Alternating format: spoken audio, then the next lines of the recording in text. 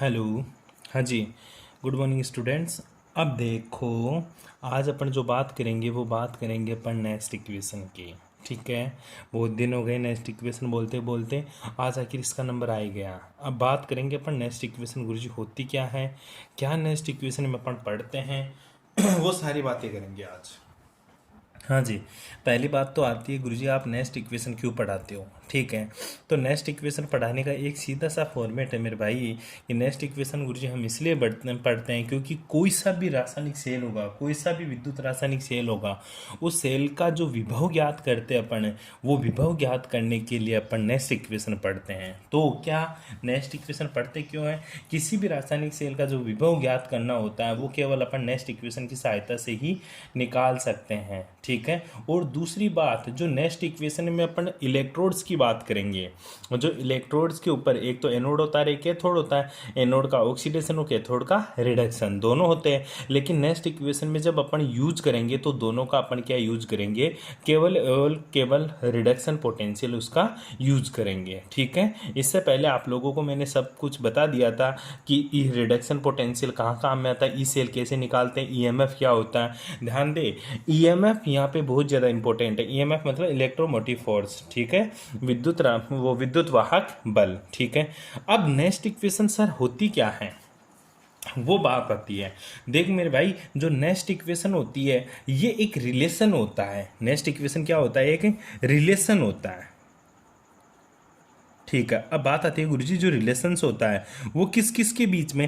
पहला जो रिलेशन होता है वो होता है ईएमएफ में, इलेक्ट्रोमोटिव फोर्स, विद्युत वाहक बल, जिसको आपने किससे शो किया था गुरुजी, इसको मैंने ई से शो किया था।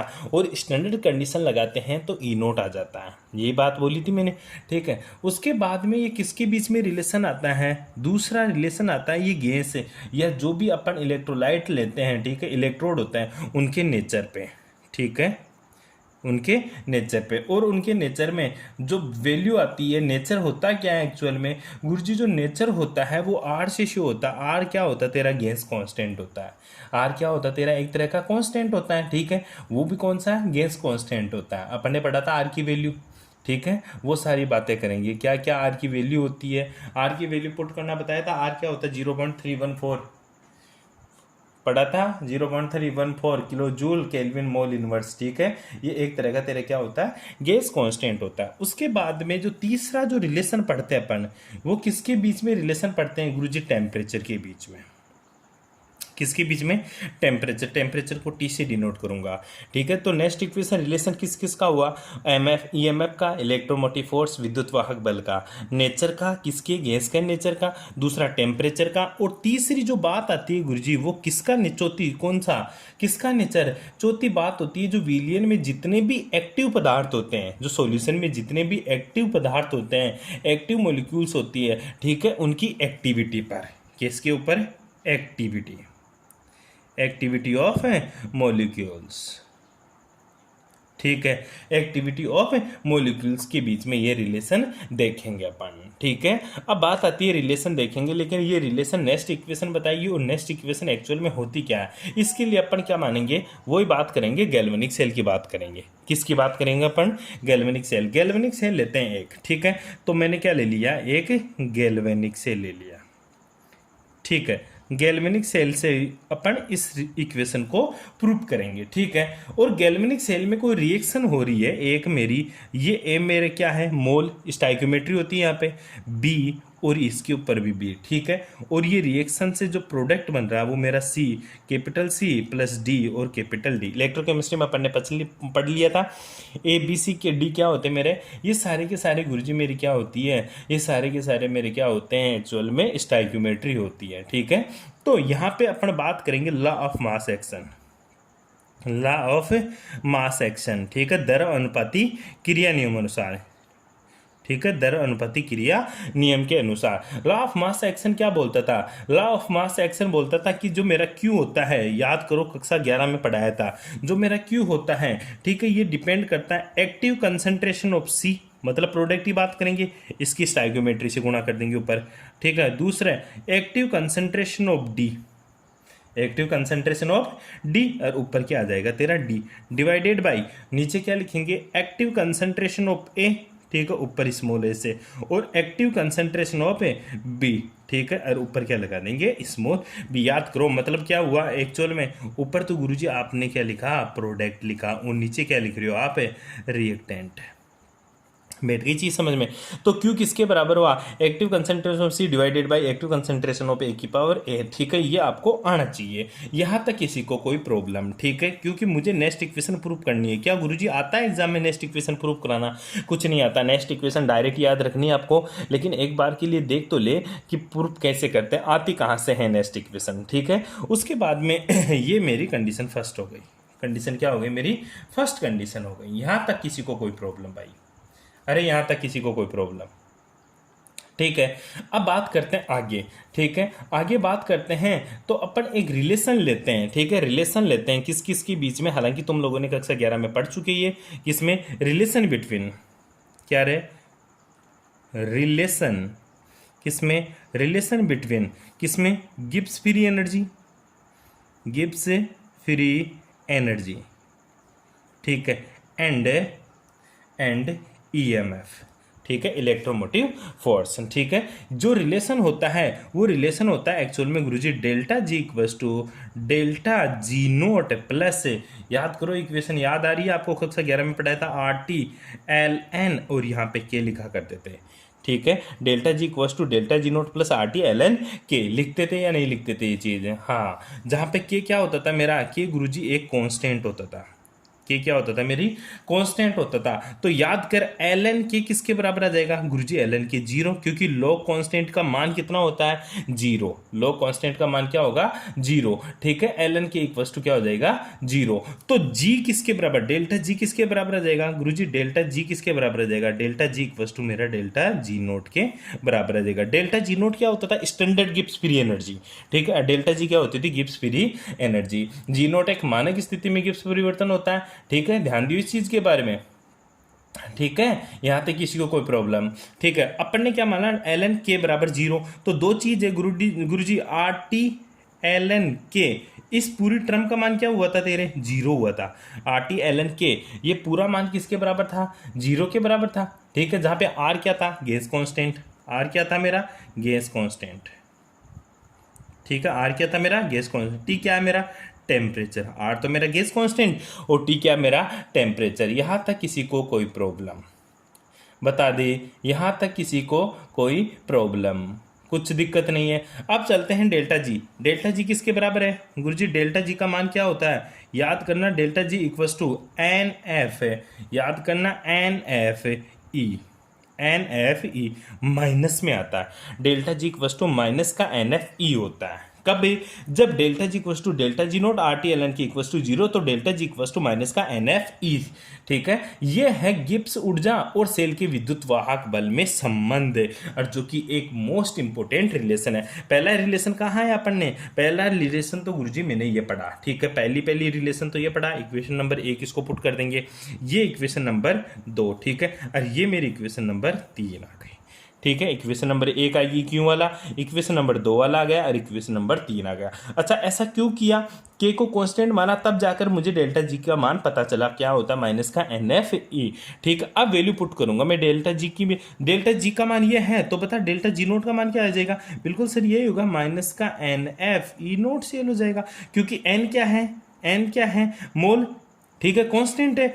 एफ क्या है, ठीक है, एफ का मान क्या होता है, 96500 फेराडे कांस्टेंट है, ठीक है, ये कूलॉम हो गया। और एन क्या होता है, मोल होते हैं, क्या होते हैं, एन क्या होते हैं मेरे, मोल्स होते हैं, जो फालतू की बात है, ठीक है। ये दोनों कांस्टेंट, तो नोट किसके ऊपर लगेगा, ई नोट के ऊपर ही लगेगा, क्योंकि डेल्टा जी नोट बदलेगा तो ई नोट बदलेगा, ठीक है। ये इक्वेशन नंबर क्या है मेरी, सिंपल सी इक्वेशन है। दोनों की वैल्यू क्या करूंगा मैं, इक्वेशन नंबर 2 में पुट करूंगा, ठीक है। इक्वेशन नंबर 3 दोनों को मान लेना, तो इक्वेशन नंबर 3 का मान किस में पुट करूंगा, इक्वेशन नंबर 2 में पुट कर दे, ठीक है। इक्वेशन नंबर 3 का मान किस में पुट करूंगा, इक्वेशन नंबर 2 में पुट करूंगा। डेल्टा जी की जगह क्या लगाऊंगा, माइनस का एन एफ ई, ठीक है। डेल्टा जी नोट की जगह क्या लगाऊंगा, माइनस का N F E naught cell, ठीक है। और इस इक्वेशन को आगे बढ़ाऊंगा, ठीक है। चलिए आगे देखते हैं क्या हुआ।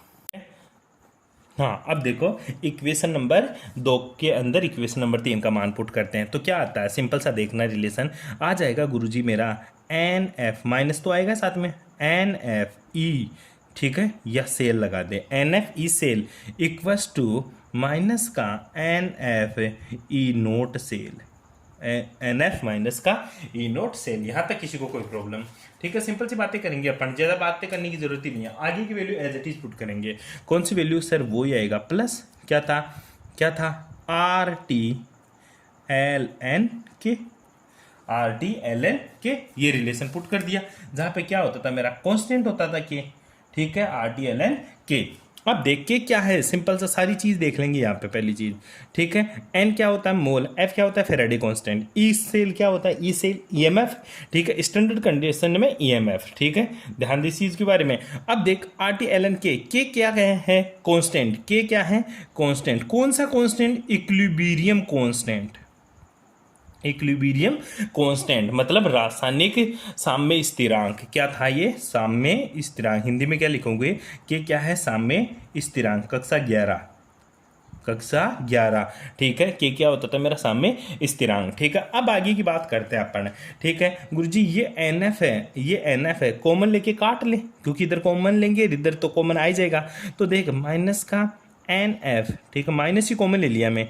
ठीक है, E naught cell, E cell sorry, minus का एन एफ ई सेल। ठीक है बराबर, यहाँ से माइनस का एन एफ कॉमन ले लिया। क्या किया मैंने? माइनस का एन एफ कॉमन ले लिया। तो अंदर क्या बचेगा? अंदर बचेगा गुरुजी ई नोट सेल। ठीक है, माइनस कॉमन ले लिया, ये तो माइनस बाहर आ गया, तो प्लस की जगह क्या आ जाएगा? माइनस। प्लस की जगह क्या आ जाएगा? माइनस। अब इसके ऊपर, इसके पास में एन एफ नहीं है और तूने जबरदस्ती एन एफ कॉमन ले लिया, तो इसके नीचे एन एफ लग जाएगा। तो क्या आ जाएगा? आर टी एल एन के अपॉन एन एफ। कोई दिक्कत यहाँ तक? ठीक है, अब देख क्या करेंगे अपन, एन एफ से एन एफ काट देंगे। ये माइनस का एन एफ है तो ये भी माइनस का एन एफ, कट गया, दोनों माइनस भी कट गया। ठीक है, आगे देखते हैं अब क्या होता है। ठीक है, सिंपल सी चीज। अब देख क्या बच गया गुरुजी मेरे पास, E cell equals to E naught cell. ठीक है, माइनस का R T upon N F L N के। ठीक है, ये है तेरी नेक्स्ट इक्वेशन। क्या है जी? तेरी नेक्स्ट इक्वेशन। यहाँ तक किसी को कोई प्रॉब्लम? एल एन को तो लॉग में तेरे को बदलना आता ही है, एल एन को तो लॉग में तू बदल ही देगा। ठीक है, सिंपल सी चीज़ है। अब पर एक बात है गुरुजी, जो तू इक्वेशन नंबर ये क्या आ गई तेरी 4, तू इक्वेशन नंबर फर्स्ट लिखा था। इक्वेशन नंबर फर्स्ट में क्यों लिखा था?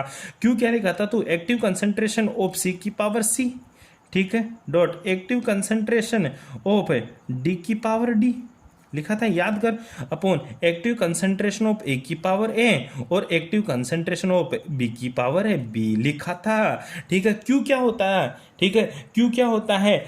के क्या होता है? के होता है तेरा इक्विलिब्रियम कांस्टेंट, इक्विलिब्रियम के ऊपर स्थिरांक। क्यों क्या होता है? Reaction coordinate. ठीक है, ये रिएक्शन वाला होता था कि किसी भी समय पर अभिक्रिया का दर, किसी भी समय अभिक्रिया की दर निकालना। ठीक है, किसी भी समय पर अपन अभिक्रिया की दर निकाले, ये जरूरी नहीं है। ठीक है, ये जरूरी नहीं है साम्य पे हो, लेकिन मान ले इफ, ठीक है, इफ क्यू बराबर क्या आ जाए के, इफ क्यू बराबर क्या आ जाए के, अरे अपन ने दो पढ़ी थी अनुसंख्यता मोलिकुलरिटी, और एक पढ़ा था अपन ने इस मोलिकुलरिटी में पढ़ा था अपन ने कि किसी भी समय अभिक्रिया का वेग, और एक पढ़ा था अपन ने कि इक्विलिब्रियम मतलब रिएक्शन पे हाफ इंटरवल के ऊपर कोटि पढ़ा करते थे और अनुसंख्यता पढ़ा करते थे। ठीक है, उसी का भाई है यहाँ पे, के बराबर क्यू हो जाए। मान ले कि मेरी रिएक्शन किस में है? इक्विलिब्रियम में।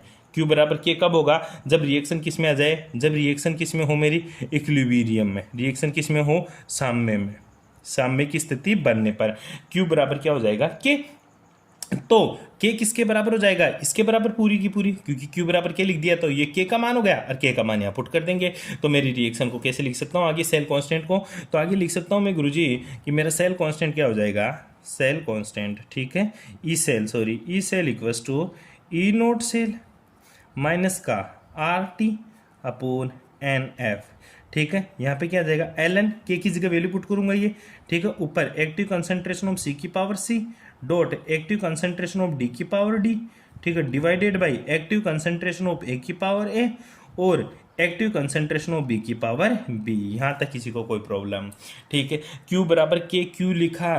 क्यू का मतलब होता है किसी भी समय अगर मुझे रिएक्शन की रेट फाइंड आउट करनी है तो उत्पाद बटा क्रिया कारक। ठीक है, के क्या होता है? इक्विलिब्रियम के ऊपर। के क्या होता है, इक्विलिब्रियम के ऊपर कंसंट्रेशन है, मतलब रासायनिक साम्य स्थिरांक है ये। ठीक है, अब आगे देखते हैं अपन, यहाँ तक किसी को कोई प्रॉब्लम? ठीक है, आगे चले अपन, क्यू को के बराबर लिख दिया अपन ने। ठीक है, तो अब देखे ये वैल्यू यहाँ रख दिया। अब एल एन है, एक तो एल एन है। ठीक है, तो एल एन को लॉग में बदलेगा तो क्या करेगा गुरुजी, 2.303 एल एन किस में बदल जाएगा, लॉग 10 बेस में। ठीक है, पहली कंडीशन। दूसरी कंडीशन, आर क्या होता है, गैस कांस्टेंट। आर क्या होता है मेरा, गैस कांस्टेंट। और गैस कांस्टेंट का मान कितना होता है, 8.314 joule kelvin inverse, joule kelvin inverse mole inverse. ठीक है, आर की वैल्यू ये हो गई। ठीक है, टेम्परेचर, अगर मैं रूम टेम्परेचर की बात करूँ तो 298 केल्विन। ठीक है, ठीक है। एफ क्या होता है मेरा, फेराडे कांस्टेंट। और फेराडे कांस्टेंट का मान कितना होता है, 96500 Coulomb mole inverse, Coulomb mole inverse Faraday constant. ठीक है, अब देख इसकी वैल्यू पुट करनी है अपन को इसके अंदर। ठीक है, जब ये सारी वैल्यू पुट करेंगे तो ई सेल क्या आ जाएगा वो देख तो आगे।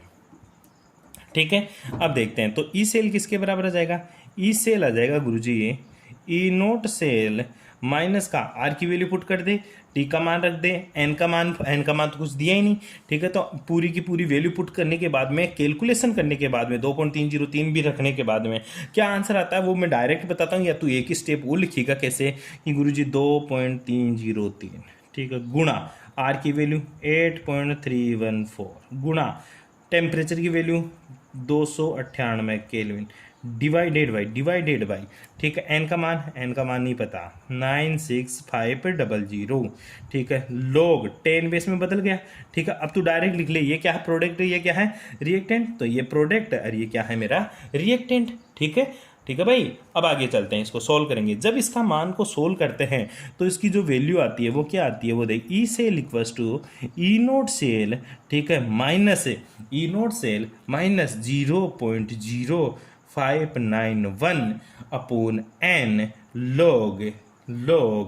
लॉग वही 10 बेस प्रोडक्ट अपॉन रिएक्टेंट। यह है तेरी नेक्स्ट इक्वेशन।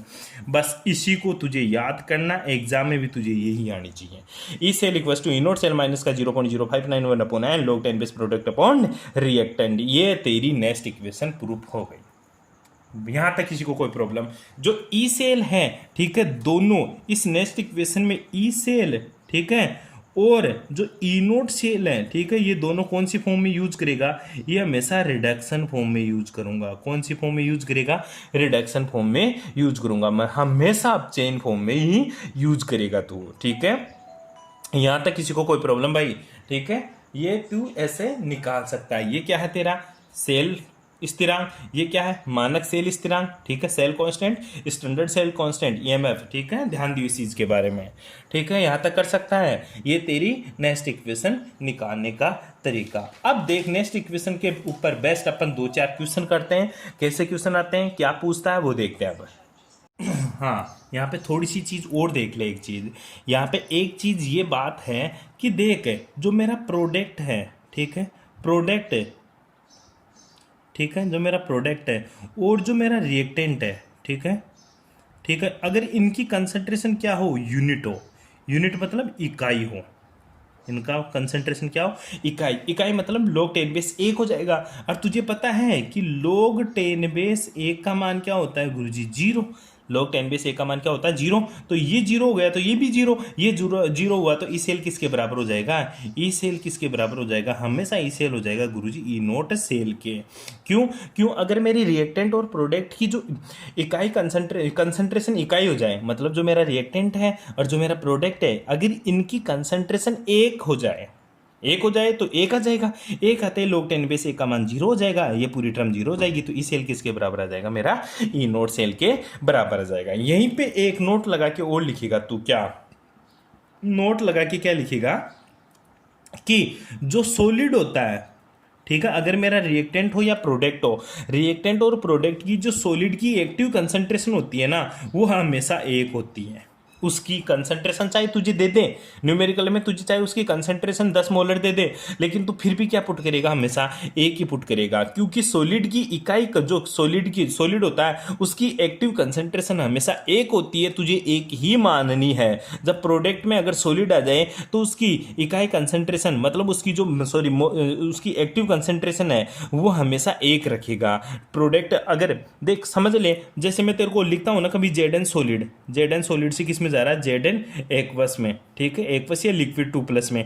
तो अगर जेड एन आ रहा सॉलिड तो इसकी कंसंट्रेशन क्या मानेगा, तू एक मानेगा, ये रिएक्टेंट में आएगा तो इसकी जगह तू एक पुट कर देगा। आई बात समझ में, इसकी जो देगा वो तो पुट करेगा। ठीक है, एक दो न्यूमेरिकल करके देखते हैं फिर पता चलेगा कैसे करते हैं क्वेश्चन। हाँ, अब अपन देखते हैं डेनियल सेल के लिए नेक्स्ट इक्वेशन। न्यूमेरिकल करेंगे, न्यूमेरिकल करने से पहले एक बार तो इसको समझ ले थोड़ा सा और कि कैसे अपन नेक्स्ट इक्वेशन का यूज करते हैं रिडक्शन पोटेंशियल निकालने में। ठीक है भाई, अब देख मेरे पास सबसे पहले बात करता हूँ मैं किसकी, डेनियल सेल, तेरा डेनियल सेल।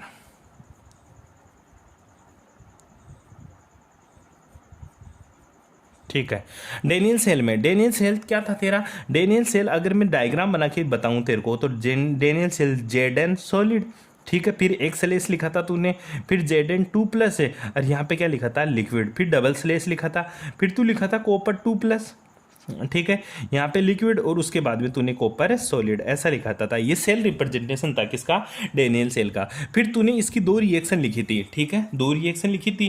पहली रिएक्शन क्या लिखी थी, पहली रिएक्शन तूने एनोड के ऊपर लिखी थी, किसके ऊपर लिखी थी, एनोड। एनोड का क्या होता है हमेशा, एनोड का गुरुजी ऑक्सीडेशन होता है, एनोड का क्या होता है हमेशा ऑक्सीडेशन। ठीक है, तो यूज किस में करेगा सेल, हमेशा रिडक्शन में। तो एनोड का ऑक्सीडेशन तो हुआ क्या था गुरुजी, जेड एन सॉलिड था मेरा, और ये किस में कन्वर्ट हो रहा था, जेड एन लिक्विड में, और यहाँ पे 2+ 2 इलेक्ट्रॉन माइनस। ठीक है, अप्लाई नेक्स्ट इक्वेशन, क्या करेंगे अपन, अप्लाई नेक्स्ट इक्वेशन, क्या पुट करेगा, अप्लाई नेक्स्ट इक्वेशन अप्लाई करेंगे, रिडक्शन फॉर्म में यूज करेगा कैसे, ई सेल क्या है, जेड एन से जेड एन 2+, एनोड ऑक्सीडेशन, लेकिन तू पुट किस में करेगा, रिडक्शन में। तो ई जेड एन 2+ से ये जेड एन, ठीक है, बराबर ई नोट वही जेड एन 2+ से जेड एन, क्योंकि नेक्स्ट इक्वेशन में मेरे को किसका यूज करना, हमेशा रिडक्शन का यूज करना है। ठीक है, उसके बाद में माइनस का 0.0591 अपॉन एन अपॉन एन। अब एन का मान क्या लिखूं मैं, एन का मान क्या है, एन का मान आएगा जितने इलेक्ट्रॉन ट्रांसफर कर रहा है। एन क्या है, नंबर ऑफ इलेक्ट्रॉन।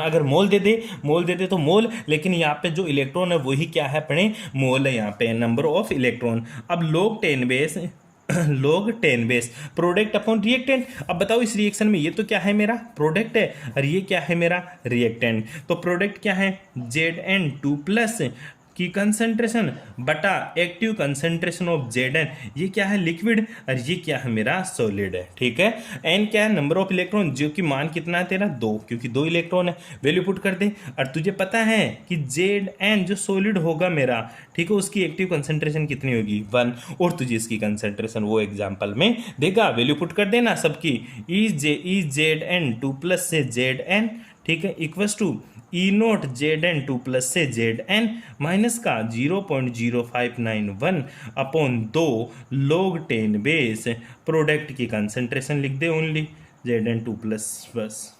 क्यों, नीचे तो क्या हो गया, उसका मान 1 हो गया। इस तरह से तू नेक्स्ट इक्वेशन बना सकता है। ये तो एक टर्मिनल पे हुई, कौन से पर, एनोड पे। अगर कैथोड पे हो तो गुरुजी कैथोड पे कैसे लिखूंगा, ठीक है। अब कैथोड पे क्या आते रहे, कैथोड पे गुरुजी मेरा क्या है, कॉपर है कैथोड पे। ठीक है, अब बात करते अपन कैथोड का क्या होना, ये तो ऑलरेडी गुरुजी रिडक्शन होता है, इसमें तो उल्टा सुल्टा लिखने की जरूरत ही नहीं है। क्यों, क्योंकि कॉपर 2+ है ना, कॉपर 2+, ये क्या है लिक्विड, ये किस में जा रहा है गुरुजी 2 इलेक्ट्रॉन लेकर, ये कॉपर 2+ 2 इलेक्ट्रॉन लेकर किस में जा रहा है, कॉपर सॉलिड में। ठीक है, कॉपर सॉलिड में। तो इसके लिए अप्लाई नेक्स्ट इक्वेशन, वही अप्लाई नेक्स्ट इक्वेशन। ठीक है, अब अप्लाई नेक्स्ट इक्वेशन करेंगे तो क्या होगा, वो देख, सिंपल सी बात करते पड़े।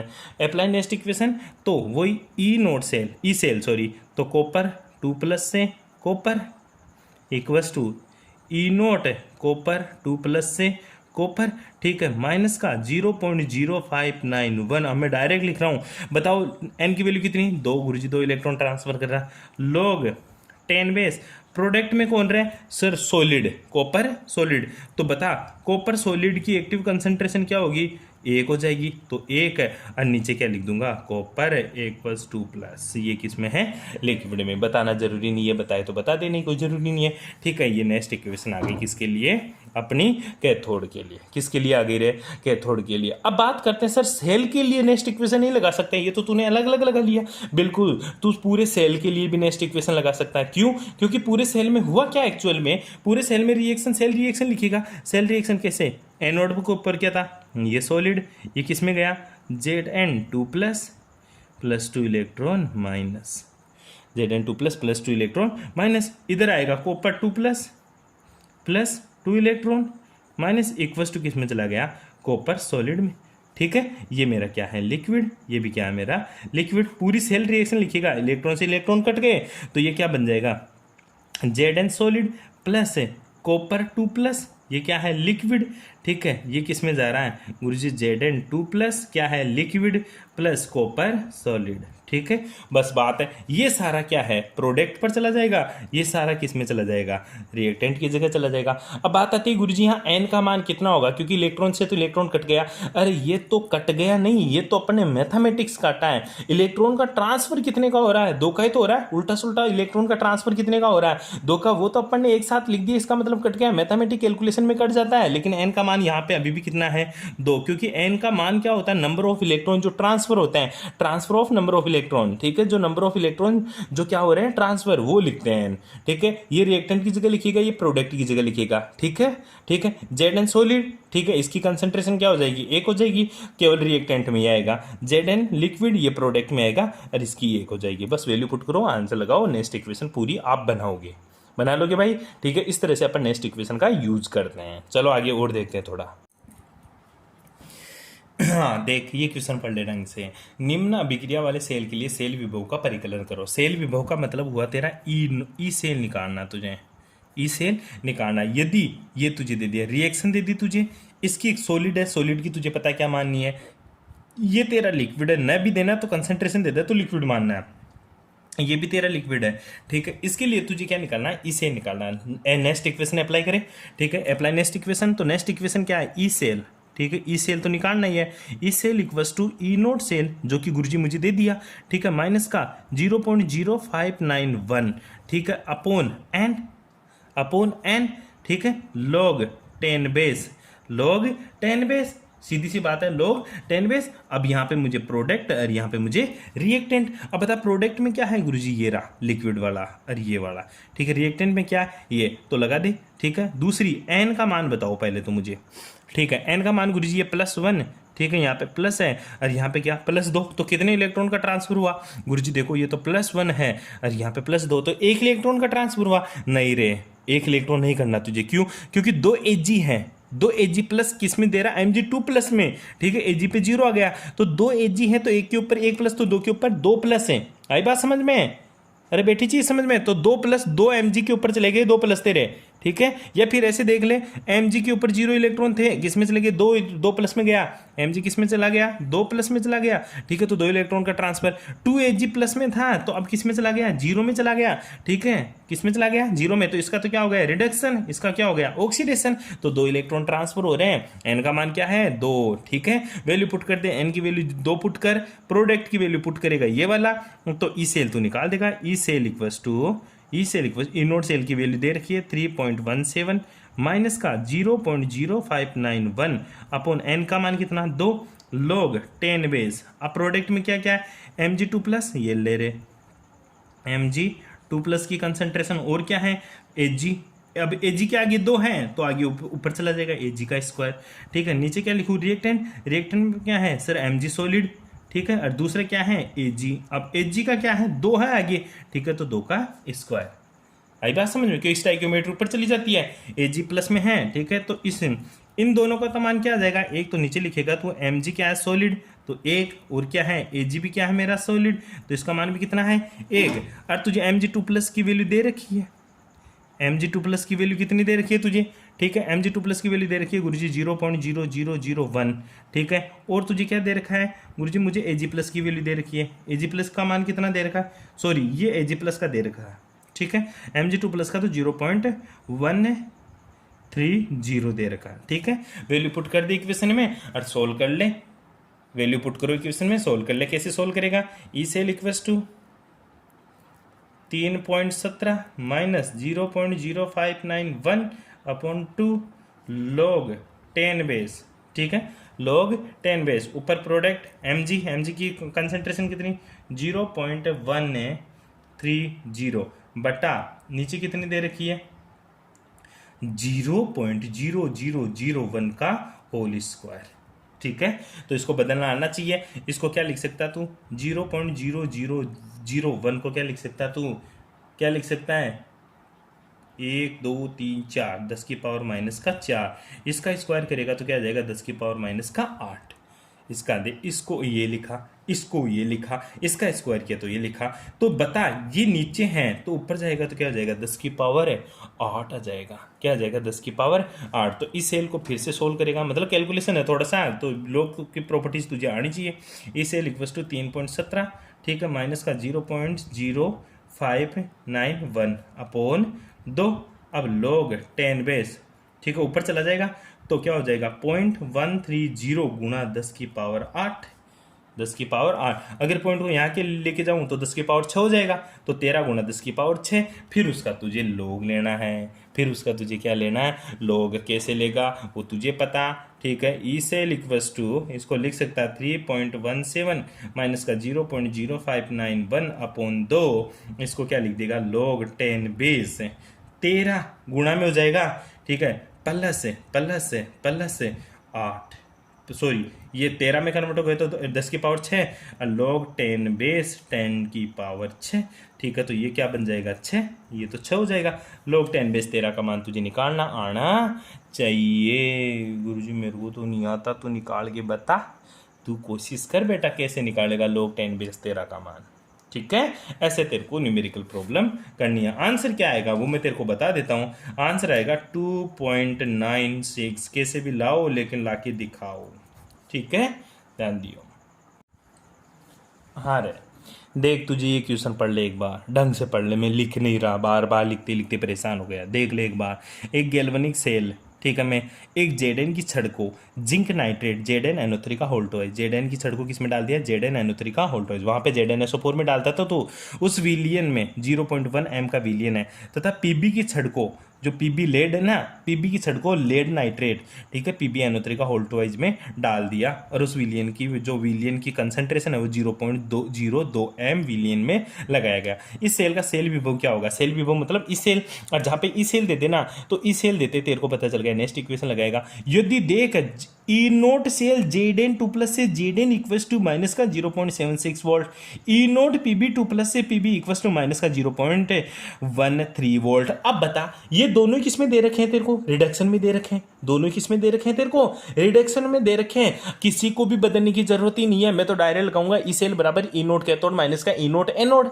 ई नोट कैथोड माइनस का ई नोट एनोड, दोनों रिडक्शन की फॉर्म में दे रखा है। वैल्यू पुट करूंगा दोनों की। अब मेरे को ये कैसे पता चलेगा कैथोड पे कौन है एनोड पे कौन है, बेटा कैथोड और एनोड का पता करने के लिए Zn की बात करेंगे तो तेरा Zn से Zn2+ में गया था, याद कर, और Pb से Pb2+ में गया था, ठीक है। तो वही चीज़ यहाँ से ध्यान देना अपन को, ये हमेशा किस पे जा, ये क्या है कैथोड के ऊपर, उसके एनोड के ऊपर, और ये क्या है कैथोड के ऊपर। तो ये वैल्यू पुट करेगा, ठीक है, और इसको सॉल्व करेगा। तू क्या करेगा, इसको सॉल्व करेगा। गुरुजी कर लेगा, इसको कर लेगा या करके दिखाऊं, कर लेगा या करके दिखाऊं, ठीक है। एक बार कोशिश करना, नीचे दे भी रखा है तेरे को solution, E cell equals to E naught cathode minus का ई नोट एनोड, पहले ये निकालेगा, ये तो नेक्स्ट इक्वेशन लगा दिया 0.63 निकाल दिया इसने डायरेक्ट, ठीक है। कैसे निकाला होगा, ई नोट कैथोड माइनस का ई नोट एनोड, तो माइनस का 0.13 माइनस माइनस प्लस 0.76, तो जब ये तो माइनस का ये प्लस का घटाएगा तो 0.63 आ जाएगा,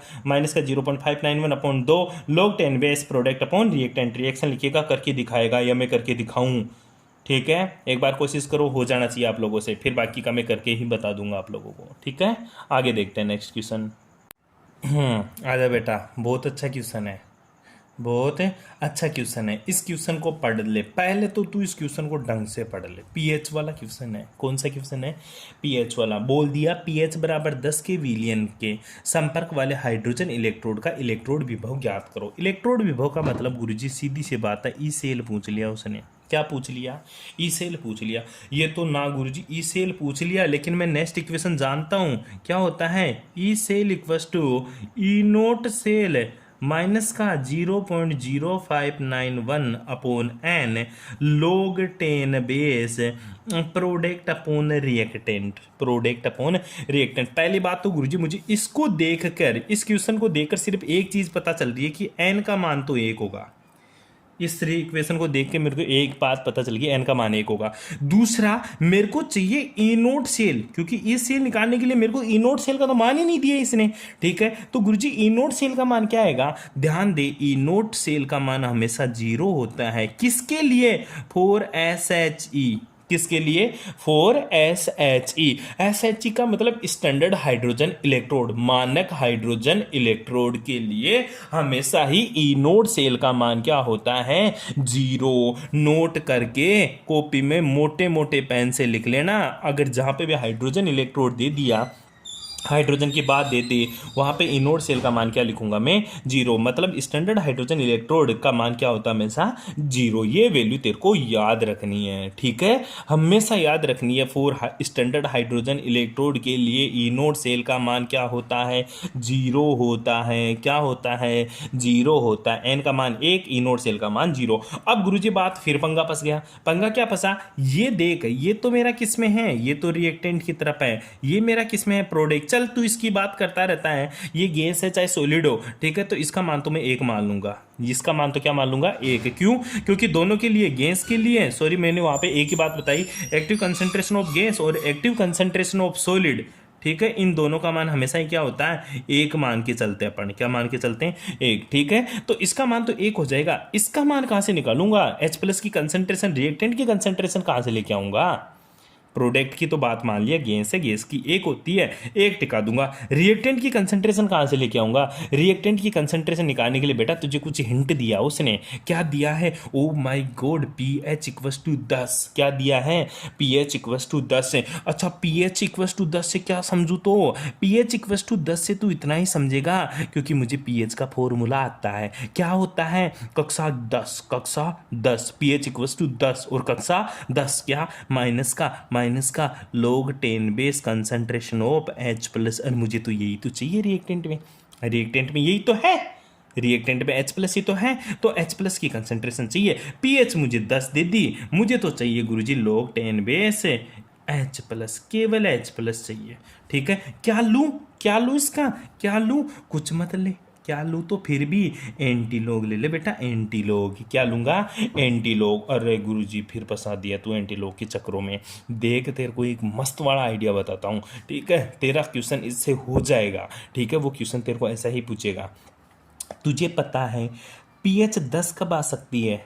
pH 10 कब आ सकती है? जब कंसंट्रेशन ऑफ H+ का मान कितना हो? 10⁻⁻10।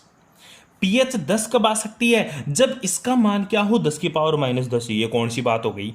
ये कौन सी बात हो गई? बिल्कुल बात हो गई बेटा। कैसे बात हुई वो तू समझे, क्योंकि देख pH बराबर क्या होता है, इधर देख, pH बराबर क्या होता है? माइनस का log 10 बेस H+। अगर H+ की कंसंट्रेशन क्या रख दूं मैं? 10⁻⁻10। तो देख 10⁻⁻10 आगे जाएगा तो क्या हो जाएगा? Minus minus plus 10 log 10 base 10। ठीक है, log 10 बेस 10 का मान कितना होता है गुरुजी? 1। तो बचा क्या तेरा? 10 ही तो बचा। अरे बच्चा क्या तेरा? गुरुजी 10 ही तो बचा। बिल्कुल सही बात है। तो मेरा H+ की कंसंट्रेशन कितनी आ गई? 10⁻⁻10। तो मैं वैल्यू पुट कर दूंगा इक्वेशन में, तो क्या आ जाएगा मेरा? सिंपल सा है, E cell equals to E naught cell का मान तो तू बोल ही दिया 0 होता है। किसके लिए? SHE के लिए 0.0591 अपॉन एन की वैल्यू 1। फिर तू बोल दिया गैस हो चाहे सॉलिड हो, उसके लिए हमेशा वैल्यू क्या रहेगी? 1। और रिएक्टेंट में तो सर H+ है, रिएक्टेंट में तो क्या है? H+ है, और H+ का मान कितना है? 10⁻⁻10। ऊपर जाएगा तो प्लस का 10, ऊपर जाएगा तो प्लस का 10 तो क्या हो जाएगा तेरा E cell equals to minus का 0.0591 log 10 बेस 10 की पावर है 10, इधर जाएगा 10 बाहर आ जाएगा तो ई सेल का मान कितना आ जाएगा माइनस का 0.0591 गुणा 10 गुणा 1। ठीक है, इसको 10 से गुणा करेंगे तो आंसर क्या आएगा माइनस का 0.591। बता कोई प्रॉब्लम? Electron volt. अरे बता दे मेरे भाई, ओ भाई देख ले इसको, कोई प्रॉब्लम इसमें? ठीक है, इस तरह से तू सेल की वैल्यू निकाल सकता है। ये बहुत इंपॉर्टेंट क्वेश्चन है, कॉपी में ढंग से करना इसको और ढंग से समझना। अगर फिर भी प्रॉब्लम आए तो प्लीज़ बार बार पूछना। ठीक है, नेक्स्ट क्वेश्चन की तरफ चलते हैं। हाँ आ जाओ। अब देखो इस क्वेश्चन को देखो, एचसीएल विलयन किसी पीएच पर हाइड्रोजन गैस इलेक्ट्रोड के इलेक्ट्रोड विभव का मान माइनस का 0.118 इलेक्ट्रॉन वोल्ट होगा यदि यदि हाइड्रोजन गैस को 298 केल्विन ताप पर और 1 एटीएम पर दाब पर प्रवाहित किया जाता है। तो इस विलयन की पीएच ज्ञात करो। विलयन की किस पीएच के ऊपर पूछा क्या तेरे को? अब पीएच पूछ लिया। ओ गुरुजी ये तो उल्टा काम कर रहा है। पहले अपन ने तो पीएच निकाला था, पीएच से अपन ने क्या निकाला था? ये निकाला था। लेकिन अब की बार ये तो दे दिया, ये तो दे दिया, और ये पूछ लिया, पीएच पूछ लिया। पिछले वाले क्वेश्चन में क्या दिया? पीएच दे दिया और ये निकलवाया था। अब की बार पीएच पूछ लिया, पीएच पूछ लिया। Apply next equation E cell equals to, sorry हाँ देख, apply next equation E cell equals to E naught cell, E naught cell minus का 0.0591 upon N log 10 base product upon reactant. मुझे तो यही आता है, इसके अलावा कुछ नहीं आता, कुछ नहीं आता। तो आगे चलें। मुझे पता है ये SHE है, SHE है। ई नोट सेल का मान क्या आ जाएगा? 0। ई नोट सेल का मान क्या आ जाएगा? 0। गुरुजी मुझे ई सेल का मान तो दे दिया उसने, कितना? माइनस का 0.118 वोल्ट दे दिया तुझे। ठीक है गुरुजी, प्रोडक्ट में क्या? हाइड्रोजन गैस आल ले, हाइड्रोजन गैस की मान कितना? 1। रिएक्टेंट में क्या? H+, रिएक्टेंट में क्या है? H+। का मान नहीं पता, H+ का मान नहीं पता तो एक बार अप्लाई करके तो देख। तुझे तो पीएच पूछा है, पीएच कैसे निकालेगा? क्यों? क्योंकि मैं पीएच का फॉर्मूला डालता हूँ माइनस का log 10 base concentration of H+, concentration of H+। और H+ मेरे पास रिएक्टेंट में आएगा तो कुछ ना कुछ बात बन सकती है। चले आगे बात बनाने के लिए। ई सेल का मान कितना? माइनस का 0.118। ठीक है, इक्वल्स टू ये ले 0 माइनस का 0.0591 अपॉन एन का मान कितना? 1। अब log 10 बेस प्रोडक्ट का 1 और रिएक्टेंट में गुरुजी H+, रिएक्टेंट में क्या? H+। चल मेरे भाई आगे। ठीक है, माइनस का 0.118 इक्वल्स टू माइनस का 0.0591। इसको उल्टा कर दूं तो लोग बाहर माइनस दे देगा। ठीक है, उल्टा करते ही लोग बाहर माइनस दे देगा, माइनस माइनस क्या हो जाएगा? प्लस है। और यहाँ पे आ जाएगा log 10 base concentration of H+, concentration of H+। कैसे रे? यहाँ पे 1 है, पावर ऊपर जाएगी तो -1 आगे जाएगा तो -1 प्लस। ठीक है, अब देख, अब इसको इधर भेज दे, इसको इधर भेज दे। तो मैं ऐसा करता हूँ, इसको डायरेक्ट लिखता हूँ log 10 base concentration of H+ equals to, इसको इसके नीचे भेज दिया तो ये ले, माइनस को इधर ही ले आया, ले लिया माइनस को इधर ही, इस माइनस को इधर ले आया मैं। अब इसको इधर भेज दिया 0.118 बटा 0.0591। कोई प्रॉब्लम रे? ओ भाई कोई प्रॉब्लम इसमें? ठीक है, इस तरह से कर लेगा तो इस क्वेश्चन को आगे देख। अब पीएच कैसे निकालेंगे? इसका जब डिवाइड करेंगे अपन, ठीक है, जब इसका डिवाइड करेंगे, उल्टा हो गया क्या? नहीं तो सुलटी बात है भाई, उल्टी बात क्यों बोल रहा तुम? उल्टा कैसे हो जाएगा? सुलटी बात है, मैंने इसको इधर से इधर चेंज कर दिया। मैंने क्या किया? इसको इधर से इधर बदल दिया। नहीं बैठ रहा मुझे? ठीक है, जब इसका इसमें डिवाइड करेंगे तो कितना आएगा? 2 बार जाएगा। कितनी बार जाएगा? 2 बार। अप्रोक्सीमेट देखना, कहीं तू है ना पूरी कैलकुलेशन करने बैठ जाए। ठीक है, अप्रोक्सीमेट। ठीक है, तो ये क्या आ जाएगा? माइनस का log 10 base concentration of H+ क्या आ जाएगा गुरुजी? 2। और तुझे पता है माइनस का log 10 बेस किसके बराबर होता है? log 10 बेस किसके बराबर होता है गुरुजी? यही तो पीएच होती है। पीएच का मान कितना आ गया? 2। क्वेश्चन को ढंग से समझना, ढंग से करना। ऐसा क्वेश्चन IITs का बहुत फेवरेट क्वेश्चन हुआ करता है, वो तेरे को जरूर करना है। ठीक है, आगे की बात करते हैं थोड़ी सी और। हाँ, अब देख नेक्स्ट टॉपिक की बात करें अपन, relation between the Nernst equation and equilibrium constant. ठीक है, नेस्ट इक्वेशन और इक्विलिब्रियम कांस्टेंट में क्या संबंध होता है, नेस्ट इक्वेशन और इक्विलिब्रियम साम्य स्थिरांक में क्या संबंध होता है वो देखते हैं। पहली बात तो साम्य स्थिरांक होता क्या है वो मैंने आप लोगों को बता दिया था। जैसे मेरी कोई इधर तो क्या होते हैं तेरे रिएक्टेंट्स होते हैं, इधर तो क्या होते हैं तेरे रिएक्टेंट, क्या होते हैं रिएक्टेंट। ठीक है, ठीक है, इधर क्या होता तेरा प्रोडक्ट। ठीक है, इधर क्या होता तेरा प्रोडक्ट। ठीक है, तो यहाँ पे क्या होता है केसी, मतलब इक्विलिब्रियम कांस्टेंट है। अब बात आती है गुरुजी इक्विलिब्रियम कांस्टेंट क्या होता है। इक्विलिब्रियम कांस्टेंट में rate of reaction of reactant और प्रोडक्ट दोनों की रिएक्शन की जो रेट होती है वो क्या हो जाती है, इक्वल हो जाती है। क्या हो जाती है, इक्वल हो जाती है। उस कंडीशन को अपन क्या बोलते हैं, इक्विलिब्रियम कांस्टेंट।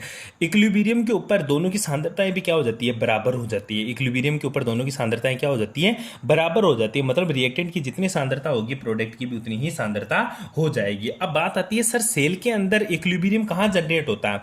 अपन कंसंट्रेशन सेल की बात कर रहे हैं, मतलब सांद्रता सेल की बात करते हैं। तो सांद्रता सेल में होता क्या है गुरुजी, जब सांद्रता सेल में जो रिएक्टेंट है और जो प्रोडक्ट है वो दोनों समान मात्रा में टूटे और बने।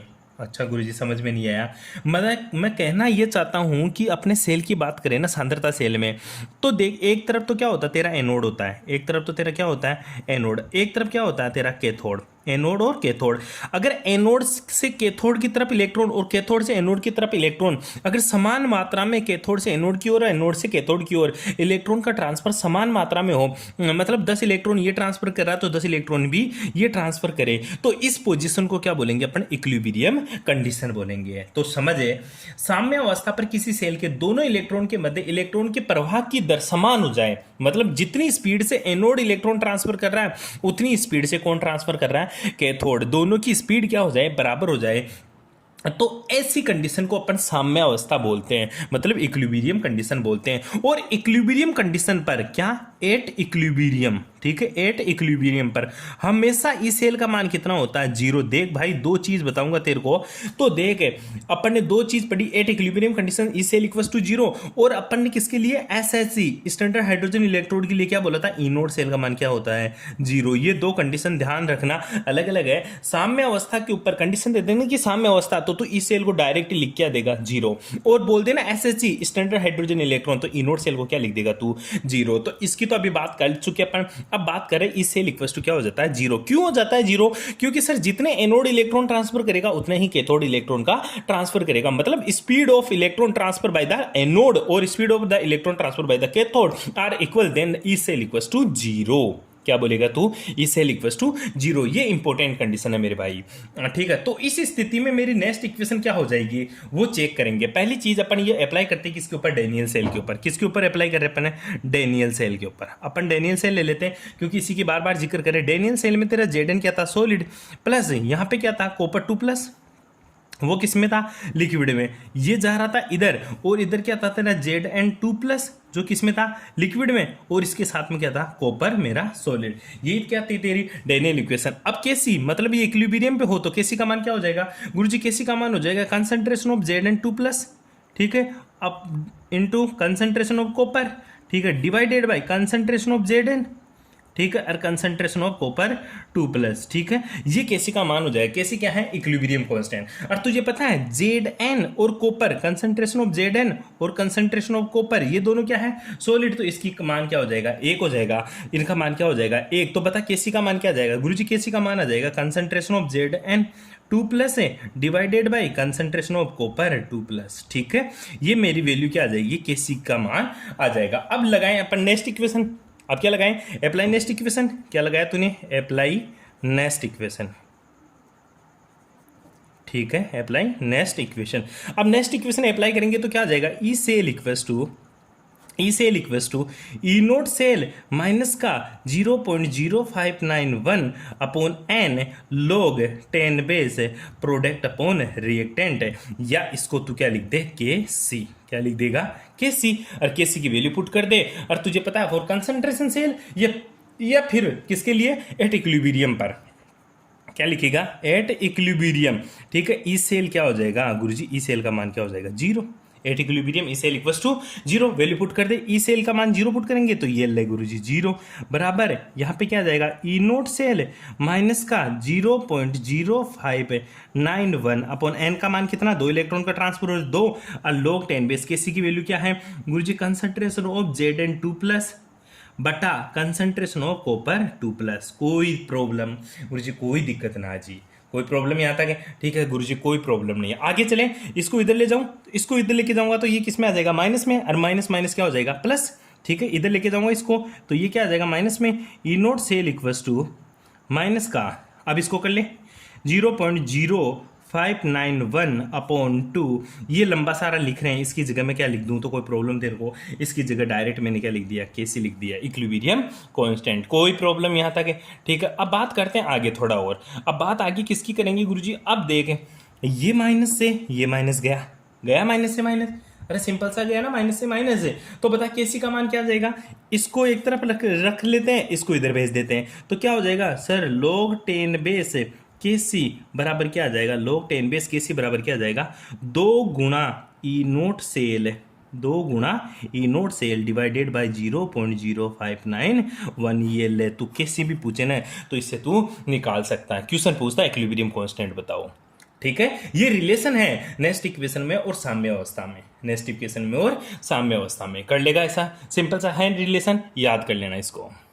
हाँ, इसके ऊपर क्वेश्चन देख ले, एक छोटा सा क्वेश्चन दे रखा है, निम्नलिखित अभिक्रिया के लिए साम्य अवस्था स्थिरांक का परिकलन करो। साम्य अवस्था स्थिरांक मतलब केसी का मान पूछा है, इक्विलिब्रियम कांस्टेंट का मान पूछा है, क्या copper plus 2 Ag, copper 2+ 2 Ag मतलब 2 इलेक्ट्रॉन का ट्रांसफर हो रहा है, कितने इलेक्ट्रॉन का ट्रांसफर हो रहा है मेरे भाई गुरुजी, 2 इलेक्ट्रॉन का ट्रांसफर हो रहा है, 2 इलेक्ट्रॉन का ट्रांसफर हो रहा है, दिया गया है ई नोट सेल का मान दे दिया तुझे इतना, ठीक है, और डायरेक्ट तू वैल्यू पुट कर, E naught cell equals to 0.0591 upon N log 10 base K C, N का मान कितना, 2 इलेक्ट्रॉन, ई नोट सेल का मान तुझे दे दिया, केसी का मान तुझे पूछ लिया, इसका मान पूछ लिया तुझे, केसी का मान तुझे पूछ लिया, वैल्यू पुट कर आंसर निकाल दे से, ठीक है, वही तेरे को ये पूरा का पूरा करना है, देख ले एक बार सॉल्यूशन को।